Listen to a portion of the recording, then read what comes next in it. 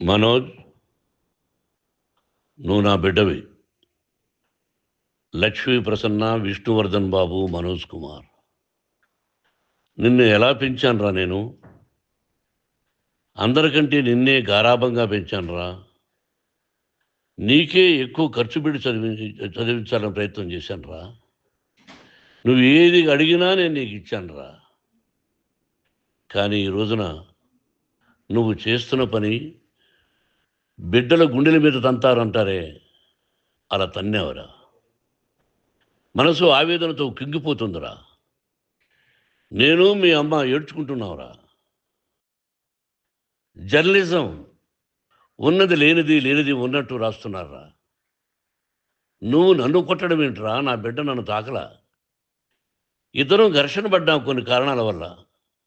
ప్రతి ఫ్యామిలీలోనూ ఉంటాయిరా ఇవి. లేనివాడు ఎవరైనా ఉంటే ప్రపంచంలో ఒకరున్నారేమో, 1% ఉంటుందేమో. అటువంటి వాళ్ళ ఇంటికి వెళ్ళి కాళ్ళు గడిగి నిద్ర పూసుకోవచ్చు. భారత భాగవత రామాయణాలు చూశావు కదరా.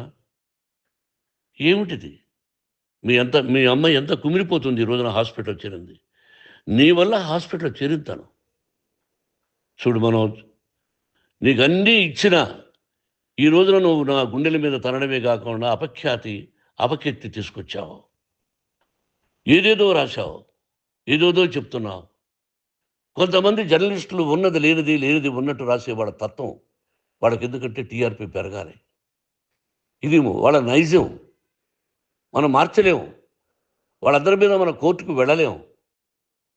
వాక్ స్వాతంత్రం అంటారు, ప్రజాస్వామ్యం అంటారు. ప్రజాస్వామ్యంలో కూడా కొన్ని హద్దులు ఉన్నాయి.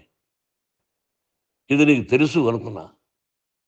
ఎంత మంచి నటుడివి నువ్వు. నీ భార్య మాటలు విని తాగుడుకు అలవాటు పడిపోయావు. వింటున్నావా మనోజ్? ఎవరిని నమ్మాలో ఎవరిని నమ్మకూడదో పరిస్థితి తీసుకొచ్చావు. విద్యాలయాలు ఎంత గొప్పవిరా. మనం 25% కులమతాలకు అతీతంగా ఫ్రీ ఎడ్యుకేషన్ ఇస్తున్నాంరా. క్యాస్ట్ అనేది తీసేశాను రా 92లో ప్రాస్పెక్ట్స్లో. నువ్వు చదువుకున్నావురా. అక్కడ చదువుకున్న బిడ్డలు ఐఏఎస్, ఐపీఎస్ అయ్యారురా. ఎంతోమంది గొప్పవాళ్ళు అయ్యారురా.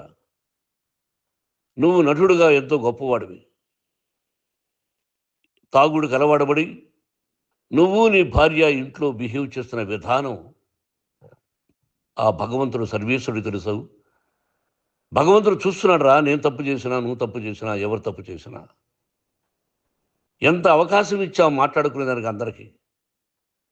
ఇన్ని సంవత్సరాల్లో మన విద్యాలయాల్లో ఒక్క తల్లి కానీ ఒక తండ్రి కానీ ఏమైనా చెప్పారా?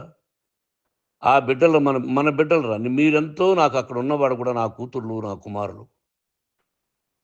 ఎంతమందికి ఫ్రీ ఎడ్యుకేషన్ ఇస్తున్నావు. వాళ్ళ దగ్గర ఏది ఆశించలా. నువ్వు ఎందుకు ఇలా తయారైపోయావు? ఎందుకు ఇంట్లో ఉండే పని వాళ్ళందరినీ కొడుతున్నావు? పనివాడు వాడు పని చేసుకోవడానికి మన ఇంటికి వచ్చాడు రా. ఆ పనివాడిని కొట్టడం చాలా మహాపాపంరా. నేను వేరురా. నేను దండించడం వేరురా. నేను ఎవరిని ఆ చిన్న వాళ్ళని కొట్టి ఇచ్చేసి చేయలేదురా. సినిమా ఇండస్ట్రీలో మోహన్ బాబు కొడతాడు, తిడతాడు అంటే అది షూటింగ్లో జరిగి ఉండొచ్చేమో. కానీ ఇంట్లో ఉండి 10 సంవత్సరాల నుంచి 20 సంవత్సరాల నుంచి పనివాళ్ళు ఉన్నారు.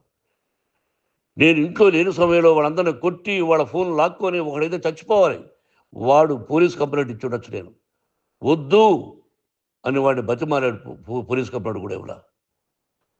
ఇంకైనా నువ్వు నీ భార్య మారి బయట ఉండండి రా అన్నాను నేను. లేదు డాడీ, తప్పు చేయలేని ఒకసారి వచ్చావు, మళ్ళీ తప్పు చేశావు, మళ్ళీ వెళ్ళావు, మళ్ళీ ఈసారి తప్పు చేయనన్నావు. ఏమండి వీడు తప్పు చేయడం అని మీ అమ్మ చెప్పింది. ఇంట్లో పెట్టుకున్నా. మళ్ళీ నువ్వు చేస్తున్నది, ప్రతిరోజు నువ్వు తాగుతున్న విధానం నీకే తెలుసు. ఇది ప్రజలు నమ్ముతారా లేదా అనవసరం నాకు. నేను నీకు చెప్తున్నా, ఇంతటితో ఫుల్ స్టాప్ పెట్టాలి. 3 రోజుల నుంచి రకరకాలుగా రాస్తున్నప్పుడు నా మనసు ఆవేదనతో ఉంది. మళ్ళీ చెప్తున్నా, Mohan Babu university is greater than temples. Greater than temples. బిడ్డలను కాలేజీలో చేర్చుకునే ముందు చెప్తారు, అన్నయ్య ఎంత ఉంది యూనివర్సిటీ రూల్సు, ఇది మా పద్ధతి, మీకు ఇష్టమైతే చేర్చండి. గవర్నమెంట్ బిడ్డల్ని గవర్నమెంట్ ఏమిస్తుందో ఇంత పర్సంటేజీ వాళ్ళకు కూడా మీ దగ్గర ఎందుకు డబ్బు తీసుకుంటున్నామంటే దానికి అర్థం పరమార్థం చెప్పాము. దొంగతనంగా తీసుకోలేదు. ప్రతిదానికి చెక్కులు ఉన్నాయి. అది అకౌంట్ ఉంది. దానిలో తప్పులు జరిగితే డిపార్ట్మెంట్ ఉంది. కాలేజీలో ఇంకేదైనా తప్పు జరిగితే గవర్నమెంట్ ఉంది. ఇవన్నీ నీకు తెలుసు. ఈ రోజున ప్రపంచంలోనే నంబర్ 1గా చేయాలని మీ అన్న కష్టపడి ఇతర దేశాల్లో నంబర్ 1 యూనివర్సిటీతో టైఅప్ చేశాడు. ఈ రోజు నువ్వు చేసిన విధానం ఏమిటి? నువ్వే ఒకప్పుడు నాకు ఇవి ఏమొద్దు నేను యాక్టింగ్ అన్నావు. ఈ రోజున ఏం చేస్తున్నావు? విద్యాలయాల మీద పడ్డావు. తల్లిదండ్రులు చాలా గొప్పవాళ్ళురా.